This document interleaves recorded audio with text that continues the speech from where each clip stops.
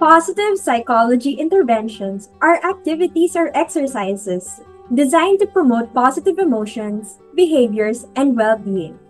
These interventions focus on strengths, virtues, and positive experiences to improve mental health and overall life satisfaction.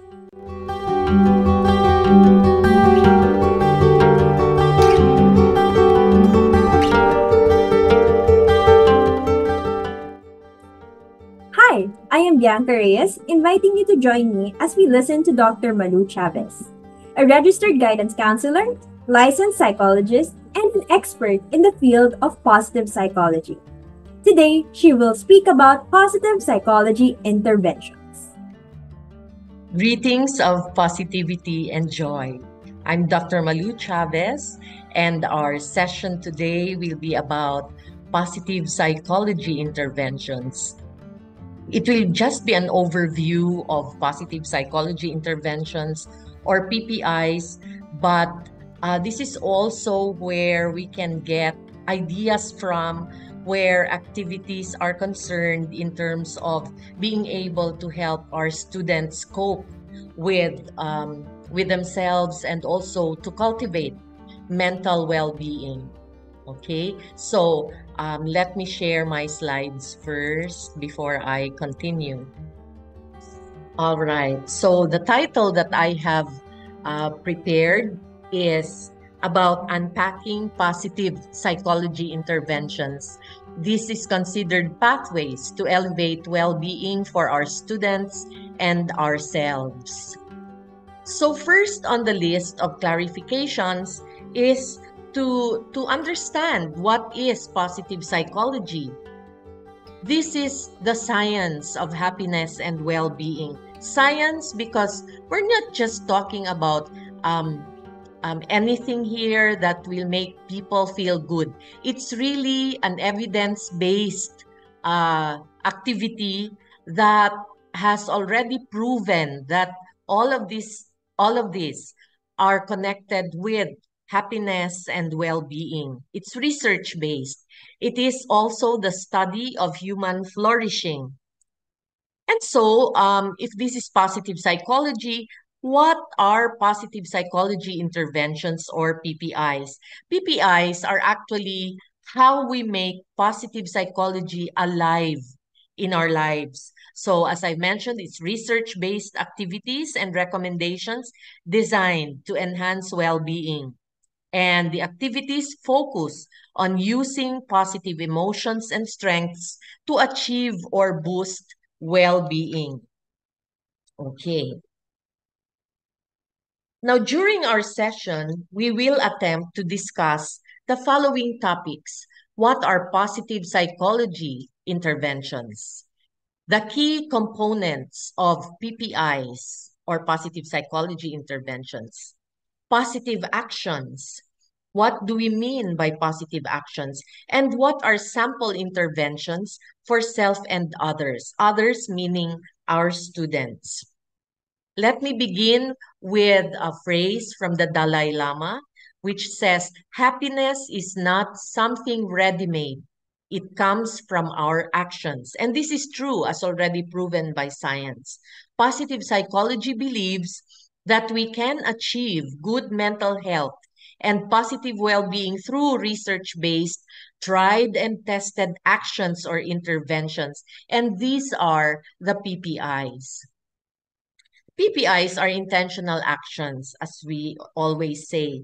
You can take all of these which have been developed to facilitate experiences of positive emotions, well-being, growth, fulfillment, and other desirable states that you would like for yourself.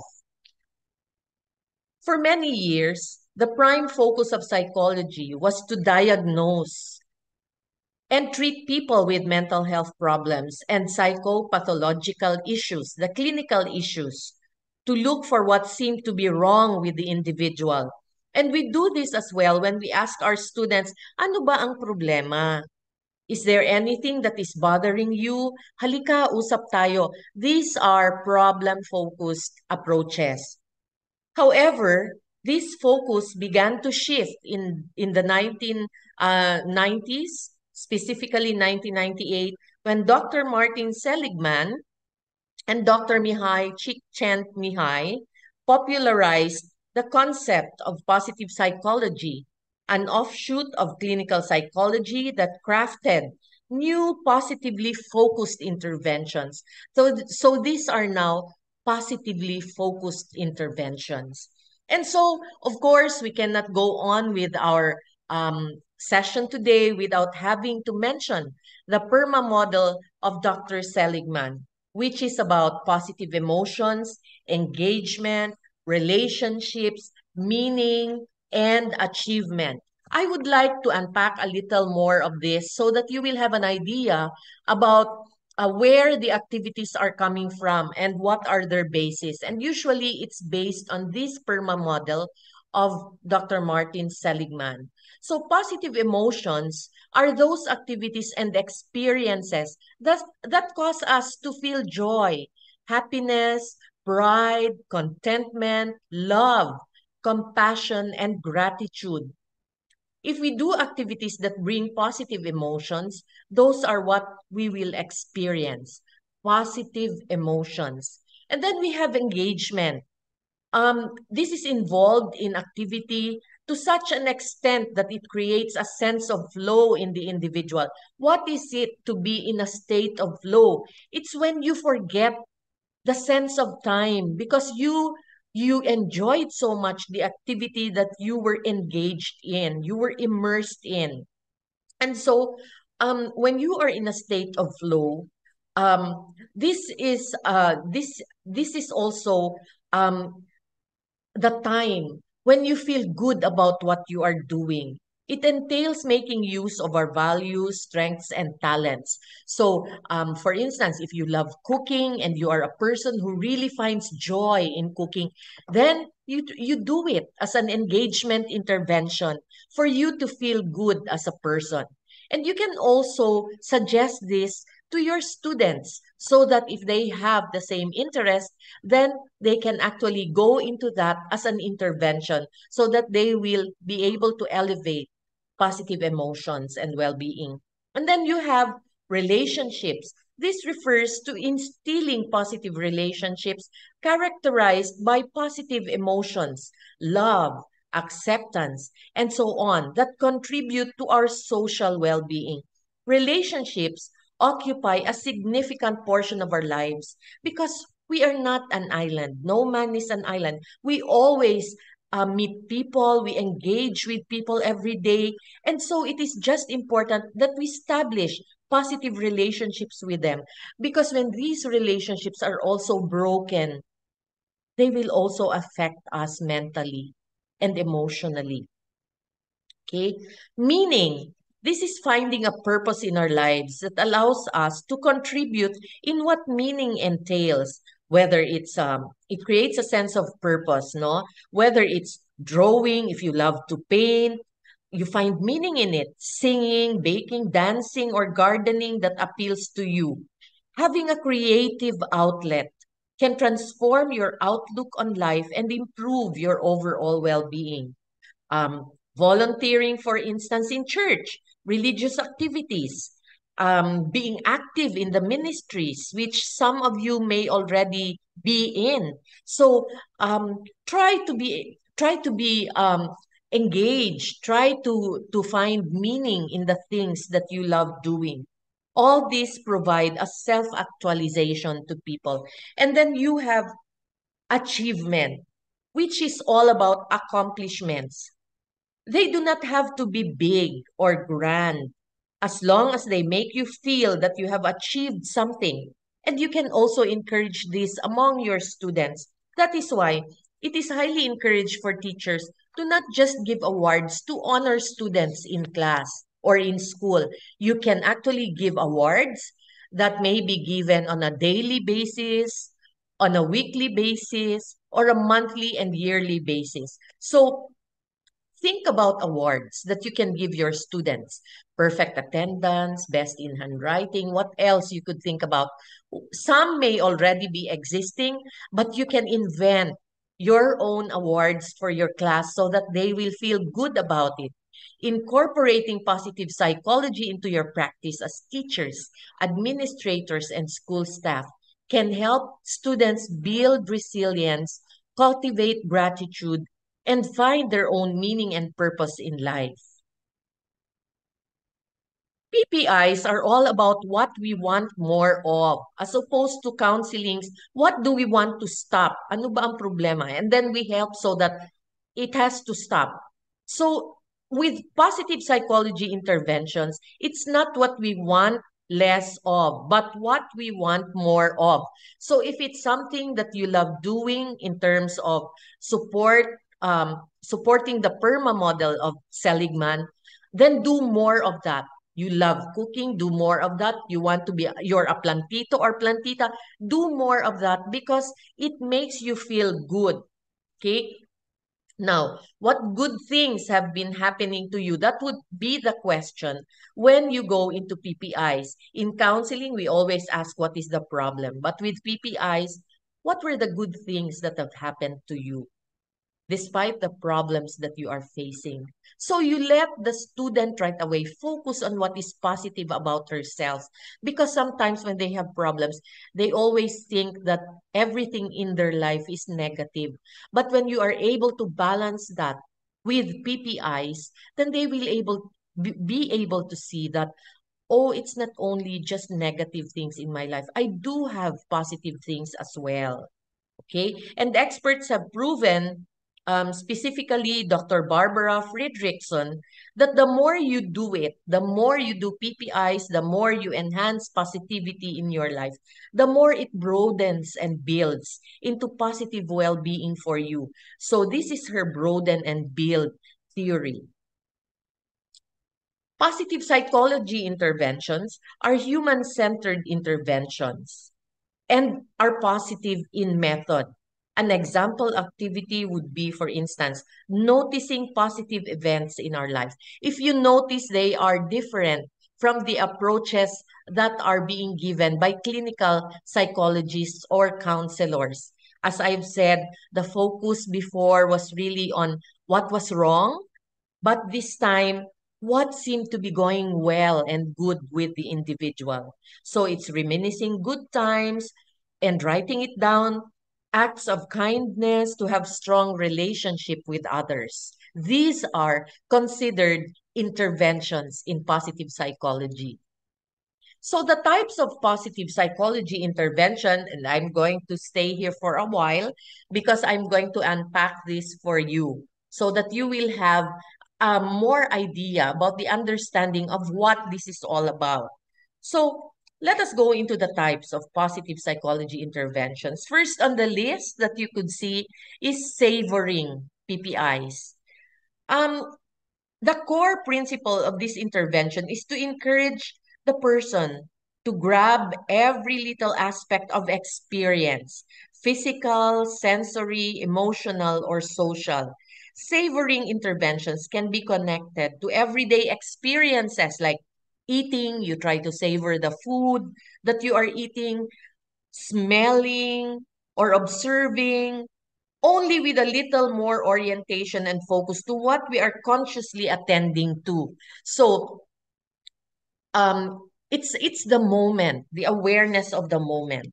Savoring PPIs can be reliably used for treating depression and mood disorders as they produce happiness and self-satisfaction. You feel good about the food that you are taking in.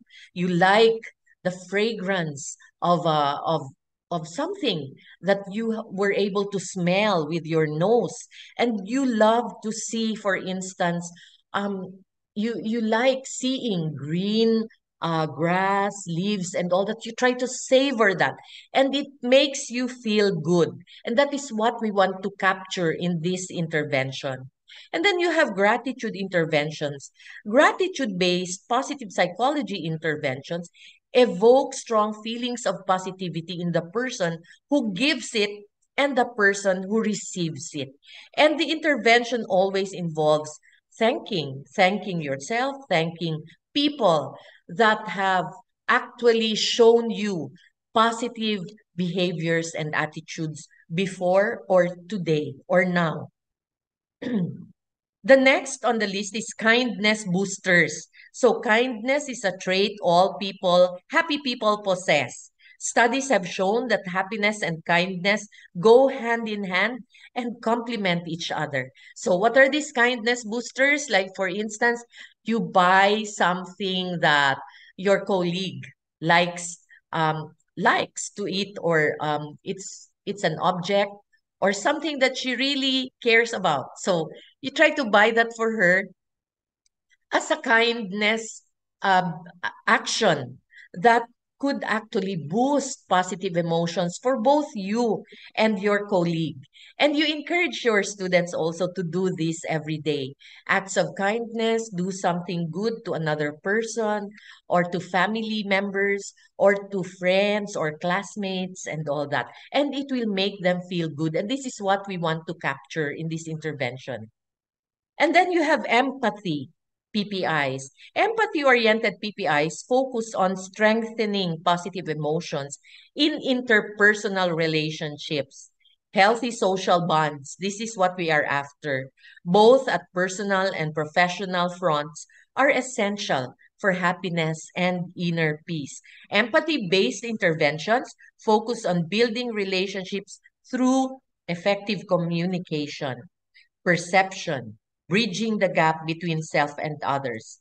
The core principle behind is you being able to understand others' perspectives, entering into the experiencing of another, the beautiful experiencing of the other, and build a strong connection with them. Okay. Optimistic interventions create positive outcomes by setting realistic expectations. An example of an optimistic PPI is the Imagine Yourself test, where you can ask participants, for instance, to note down where they see themselves in the future. It also involves hope. So usually hope and optimism go hand in hand in this intervention. When students are able to see a future, then that's hope that they will be able to work on that goal for themselves. The method works exceptionally well in gaining insight into where we are going wrong in our daily lives, because if this is their vision of themselves in the future, what are they doing at present to build towards this attainment? And so they are able to see what is that something that they are not doing right at the moment. So to be able to pursue their ideal life, the life that they want for themselves, which they have envisioned. Okay. Next, the strength building measures. Strength in positive psychology refers to internal capacities and values. So, studies have illustrated that awareness and acknowledgement of power help in reducing symptoms of depression and increases self-contentment. So, as the famous saying goes, it is within yourself that you will find the strength you need. Strengths-based PPIs convey a similar message. And then you have, finally, meaning-oriented PPIs. Para kanino ka bumabangon araw-araw? A person who has clarity of goals and expectations is more likely to feel happier and content. Meaning-oriented PPIs include activities like finding meaning in your daily life. As I questioned, para kanino ka bumabangon araw-araw? Setting realistic goals and employing effective means to achieve them. So why do you wake up early in the morning? Why do you dress yourself up? Why? What is it that you find important to do during the day that excites you, that really drives you to wake up and then stand up and really act on it? Para kanino ka bumabangon araw-araw? What do you mean by savoring? So, eto naman, these are the questions. So, what do we mean by savoring? Gratitude, kindness, empathy, which I mentioned are really very different kinds of intervention, right? But Are these really interventions? And do they really work? Are they really effective? Well, studies have shown that yes, they are and have been already proven through many studies. Research have revealed that positive psychology encompasses both treatment and prevention. So as you do it, you are trying to treat something and you are trying to prevent. But that is not the focus. Although that's not the focus, it is an outcome later. According to the study conducted by Dr. Seligman, Rashid, Parks in 2006, PPIs can be useful for treating depression, anxiety, and stress disorder. So this can be an antidote to the feelings of sadness or stress or anxiety among our students. 5 examples of interventions which are already being used in combination with other psychotherapeutic practices, life coaching, and clinical fields or counseling are mindfulness interventions. I understand you also have a session about this. Try to learn more about mindfulness because it's considered a positive psychology intervention and it will come handy where your students are concerned, especially if you have students complaining about depression, anxiety, and all that. They will need breathing exercises in the process to manage their emotions. Okay, and we have gratitude exercises wherein we create activities with themes of gratitude. So you can think about a lot of things. Maybe you are already doing all of this and you do not know yet that they are part of the PPIs. And then we have objective assessments. This could be psychological tests that are applicable to positive psychology. And so they can be used as interventions as well. Positive CBT. Positive CBT focus on positive emotions by using questions related to hope, success, strengths, and competencies. And then active aging, PPIs, this is the process of maintaining a positive attitude, feeling good about yourself, keeping fit and healthy, and engaging fully in life as you age. When we talk about PPIs, we mean it should be an action that you have not done yet. Otherwise, if you have been doing it, that means it has not been successful for you because you still feel sad, you still feel anxious even if you have been doing it. That means when you apply PPIs, it has to be something new. It will not be considered an intervention if you are doing it already. Once you apply this new action or intervention, you need to implement it over a long period of time. This way, the results will stay with you longer. And then have a variety of activities. Make them as interesting to you as possible. Be specific rather than in general. You know how medical prescriptions look like, right? It is similar to that. So when you make PPIs, when the intervention, for instance, is to do more of gratitude exercises, specify what exercises and how many times in a day and for how many days will these be done. Okay, so this was what I was talking about, a prescription. For instance, the case is about feeling sad, not the clinical kind of sadness or depression. The intervention is to not let the student focus on her sadness and ruminate about the many bad stuff in her life. Instead, we want the student to build on positive emotions so that she can manage her current situation and make her functional again. One action, therefore, would be to prescribe a gratitude exercise, one that the student can do once a day in the next 7 succeeding days. The task is for her to give in person. It's not just through email or message through text, but to really call or to really see the person. A thank you letter or saying thank you to 3 people, different per day. in their life who have been kind to them.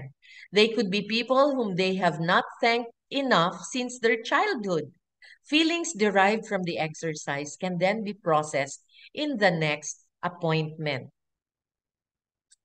Components of PPIs. So let's go now into the components of PPIs, which include activity, active ingredient, target system, target change, desired outcome. So activity, what is the activity? What do clients do in the PPI? What personal system do they use? What change is occurring? Overall goal towards elevated well-being. So these are the components of PPIs that you have to remember, all right, when doing PPIs. This is your guide. Let's use, for example, the famous activity that Dr. Martin Seligman gave before, Three Blessings PPI. So in this activity, if you want to give this to your homeroom class, let the students write on a worksheet, for instance, where you talk about uh, three blessings in their day. So what are three blessings that that went well in your day? Pay attention to the things that worked well, you enjoyed, you are grateful for. Record three of these in a notebook or journal, and then repeat for at least 7 days. This is your intervention. And then on the seventh day, when you meet again or the next week, have a big group activity to feedback the effect of the activity. So this is now the question that you will use for reflection. Was there any change to well-being after completing this? So let them share about it. And then in what way? You can ask them to represent this change to well-being through drawings, through a very colorful art activity. And then you ask them to post this in a corner inside your classroom where everybody can see it. And of course, they will feel good about it. It's not only the activity that will make them feel good, but also the after activity that you will ask them to do, which is posting it. That means trying to make it really stay with them. And from that day on, you can always ask them to actually be conscious and mindful of their blessings every day and be thankful. So gratitude, be thankful about them. Thank the Lord if they believe in the Lord, or if they are Muslims. Thank Allah for the blessings that they have been given each day. And before they sleep, they can also be given that intervention of being thankful of the many blessings that they have received during the day. So the blessings PPI are very helpful. Okay. And now, if we have to transfer this into a component of PPIs, the worksheet that I showed you a while ago. So, activity, what is the activity? You have the three blessings exercise. What do participants do for active ingredient? Recording the event. So they write it on a journal, or they write it down on a paper. And then, what personal system do they use? So you have attention here. They pay attention to the blessings that they are receiving every day. And then what change is occurring? So they are now being shifted in terms of focus to the good things in life. Instead of focusing on only the bad things in life, we will now create a balance of a focus to good things in life. And the desired outcome, of course, is always overall goal of elevated well-being. So what are you doing here when you go into three blessings exercise? You go into increased gratitude and therefore increase positive emotions in them. Okay. Now look at the positive activity model. I want to emphasize now about PPIs being a human-centered approach. When we apply PPIs, we follow the positive activity model published by Sonia Lyubomirsky and Christine Laios. which says that for us to attain positive emotions, positive thoughts, positive behaviors, and need satisfaction, there has to be a person-activity fit. Okay, so this is what the diagram is talking about, person-activity fit. In the person-activity fit, um, it's a positive activity model that refers to the alignment between an individual's developmental level, personal characteristics, strengths, and preferences, and the specific activities or interventions that you will let them, your students, engage in to promote well-being. So, kailangan swak. Swak yung ibibigay nyo. It's not just any activity that you could think about that you believe um, may create an effect of positive feelings, but try to consider also their level, their developmental level. If they're in the elementary level, they have to be a simpler uh, activity, but still create the same positive emotions and experiences that we are after. So, when there is a good fit between a person and the activity they engage in, it enhances their motivation, engagement, and overall well-being. So in essence, person activity fit recognizes that different activities may have different effects on individuals, and finding the right fit is crucial for optimizing the benefits of positive psychology interventions. Okay, we will now go into samples. So let's have another PPI. Example, savoring. Remember the first type? Savoring. According to Dr. Peterson, savoring entails focusing on specific experience while appreciating and enhancing the positive emotions. Okay, it can resemble mindfulness because it entails conscious awareness of sensory experiences. So you are present at the moment, you are aware at the moment, you're trying to savor the moment. You're trying to, ninanamnam nyo, you're trying to really feel through your senses. And when you do this, you can actually apply this. For instance, if you ask your students to go into savoring activity for a feel-good activity, ask them to create 5 columns on a piece of paper and then label each with the 5 senses as a heading. 5 senses of the body: smell, touch, hear, taste, see. And then you ask them to list down things or experiences that give them pleasure through each of these senses. So they can list as many as they can in this exercise. And then after which they can share about the specific experiences that have given them pleasure through the senses with their classmates. And then go into reflection questions after the sharing so that they will be able to absorb this experience and understand it fully, what things are happening within them while the sharing is going on and all that. So we go into the reflection questions. How do you feel about your list? Which of the items on your list do you experience every day?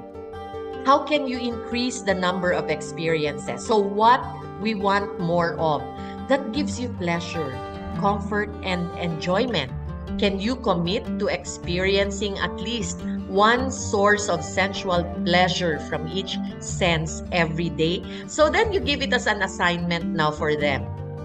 Okay, so that every day, aside from gratitude, being grateful of things in their life, they can now appreciate things through their senses and could learn the type of positive psychology intervention that involves savoring.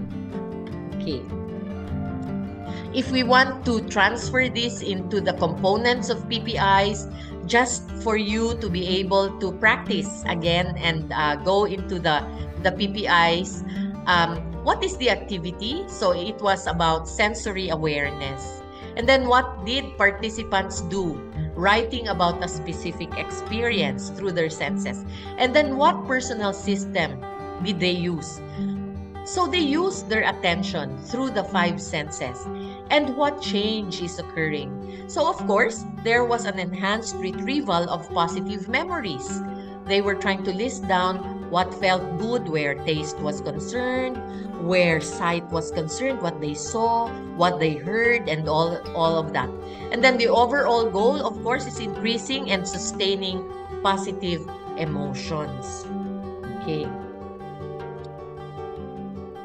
Since we are talking about positive psychology interventions as evidence-based activities, Dr. Wellenson's study of savoring in 2016 revealed that savoring in the present moment is more beneficial than savoring through the past and future anticipation. Of course, reminiscing and anticipation also produce positive emotions, but Wellenson's study revealed that savoring in the present, now, moment is more beneficial in terms of using savoring as an intervention. That means time-focused interventions trigger different mechanisms for increasing positive outcomes. Okay, so iba-iba ang kanyang effect. If you just reminisce experiences, or you anticipate, or you really savor the moment, the present moment, they have different reactions where outcomes are concerned. But all the same, they produce positive emotions. And then finding the right intervention. How do you find the right intervention for you or your clients? What would be most helpful is to ask the following questions. So, does it feel natural? Do you enjoy the activity? Do you value doing it or the results it produces? So, and then you try to rate yourself or your client on the following. From a rate of 1, not at all, to 7, very much. Would you feel guilty if you would not engage in the activity? Are there situational factors that will motivate you to do the intervention, like people encouraging you or you have been paid to take part in it? If the answer to the questions, if it is natural or you enjoyed it or if you find value in it, then yes, it is a true fit for you. But if you feel guilty or needing others to encourage you to do the intervention, it does not indicate true fit. So you have to remember that it has to come naturally to you. You have to value it and you have to enjoy doing it. Some points to understand about positive psychology interventions. They are not a quick fix solution. Unfortunately, nothing is, right? So we can just try to do them and benefit and gain from them in a positive way. Improved well-being takes time, effort, and can involve ongoing life or habit changes. They are intentional actions that have to be done not only once but must be developed into a habit. That's why I mentioned a while ago with the activities with students about savoring, about gratitude. You can give it as an example from then on because it has to take time. So you after the activity, you can ask your students to be conscious about being thankful now about the things in their life that they have been blessed with. And then with savoring, to be thankful also and to feel through their senses, their experiences every day. And it does not have to be done just once, but it has to be done so that you develop the habit. Okay. And then this is another example which I am using with my students. So you can create actually a worksheet that you can give to your students as well, or even during your individual session with them, just like that of a counseling session. You may want to adapt it also and modify depending on the type of PPI activity that you want to apply. Okay? So I'll give you 1 minute to go over it because you might want to also adopt it with your own professional practice.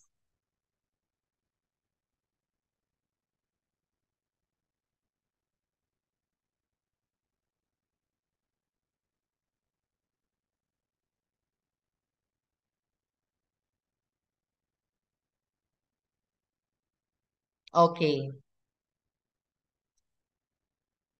You must have noticed by now that when we talk about positive psychology interventions, they are much different from the usual therapeutic interventions. So you must have already seen it by now that we know about, but they are more of intentional positive actions.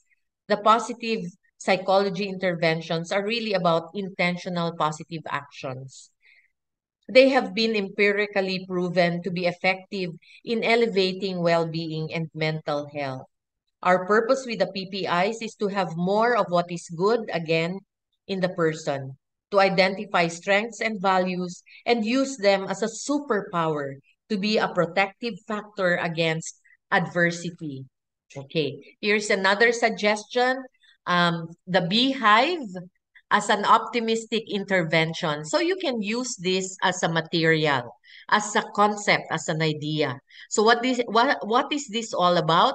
You try to put a number on the parts of the beehive that you have prepared on your worksheet for students, and then guide them with some questions or some points that you want them to provide for you. Like for number one, then this should also be where the number one answer should be placed. So a person who gave good advice. So identify the person have supported you in the past. So put them here in the numbers that you have indicated. And then, of course, they can decorate that. They can make it colorful. Just let them put their name at the center so that you can identify them easily. If this is the artwork or the worksheet of which student. Suggestions for the following cases. Um, just some suggestions. If you have cases of students, for instance, who are overthinking and always worrying, let them write their thoughts. Or let them do something productive. Let them be engaged. Let them lose themselves in the state of flow. So think about things, discuss it with them. What are things that they love doing? So discuss this with them so that they will be able to think about other things other than the ones that they are thinking now and are causing negative emotions. And then, if there is an anxious student who is feeling an anxiety experience, you can do box breathing. Box breathing is just a count of four. You can visualize a box, right? Four sides. So 4, 4, 4, 4. So inhale through your nose with a count of 4 seconds, and then hold it for 4 seconds. Exhale through your mouth 4 seconds, and then hold it for 4 seconds. That's box breathing. And do it in a relaxed manner, not a hurriedly seconds count. So the more relaxed you do it, the better. And then sensory observation is very helpful. Like when a student is being um, is having a panic attack, for instance, you can ask the student to focus on the five senses. What do you see? Can you name 5 objects that you could see right now? What can you smell right now? Can you tell me 5 things that you could smell right now? 5 fragrances or mga naaamoy that you can identify right now. What can you hear right now? The 5 senses can be very helpful for a student who is having a panic attack. And then, but of course, these are just temporary. They also need help if it's really severe. Bring them to the clinic, or you can talk with the student so that she will calm down. Okay. Tired, if the student is tired, ma'am, pagod na ako, ma'am. Ang dami-daming ginagawa namin. And it's true. You have to validate that when a student says, pagod na, what is running in your thoughts? Baka sasabihin nyo naman, ay, umaarte lang to, ang arte-arte nito. No, validate it. Okay, acknowledge it. Then, tell the student, okay, take power naps. Power nap means 20 minutes. If it's more than that, that's not power nap anymore. Okay, and you will find yourself more tired than when before you slept with this power nap if it's beyond 20 minutes already. 4-7 ladder breathing, apply it to relax the student also so that she will be able to also release the tiredness from her body. 4-7 ladder breathing is inhale through your nose with 4 counts, 4 seconds count, and then exhale through your mouth with 7 seconds count. The longer the exhalation, the better for signs of relaxation. Okay, when the body relaxes with the 4-7 counts, that is a good intervention to give a tired student. Sad, when the student is sad, gentle physical exercises. Ask the student to do exercises. We are trying to awaken the endorphins of the student that are related to happy hormones. And when a person is feeling sad, you have to let her move so that the body will become alive and it will awaken the happy hormones and it will improve emotions, of course. The cause of the sadness will still be there, but at least emotionally, it would not be that heavy anymore. Student, client will be able to manage things better after feeling a little better from how she is feeling right now. And then if the student is stressed, let her walk or do the 4-7 ladder breathing for relaxation. And then angry, relaxing music can actually be an intervention. Of course, the music has to be selected that it will be relaxing and breathing exercises to calm down. And then you have lack of motivation, reduce screen or computer time. So why? They have to be encouraged to do other things, other activities. And then for burnout, you can do what? Nature therapy, you can do breathing, what else can you do? You can do your hobbies. If you're burnout, you can hobbies of just not doing something, not the tired hobbies because you're already burned out. But what I meant was like you like to listen to music, you like to be with your plants. This is not to encourage action yet because you're burned out already from your activities. But nature therapy, just walking um, in nature, trying to enjoy nature with the 5 senses and all that. This could be an intervention where these suggested cases are concerned. The key word there is really to let the person experience positive emotions. Okay. And when I opened my session with a quote from the Dalai Lama, I would also end my session with another quote from Ralph Marston. Happiness is a choice, not a result. Nothing will make you happy unless you choose to be happy. No person will make you happy unless you decide to be happy. Your happiness will not come to you. It can only come from you. So say this to yourself, say this to your students. Okay? Thank you so much for giving me this opportunity to be with you. I hope that you were able to gain new insights about how else we can help our students to become more emotionally resilient. So with this, I wish you well in your practice as teachers, as administrators, and the school staff. And God bless everyone. We thank Dr. Malu Chavez for a very enlightening session. For teachers working with very young students and adolescents, positive psychology interventions can have several benefits. Among these benefits include promoting resilience, enhancing well-being, building positive relationships, improving academic performance, and reducing stress and anxiety.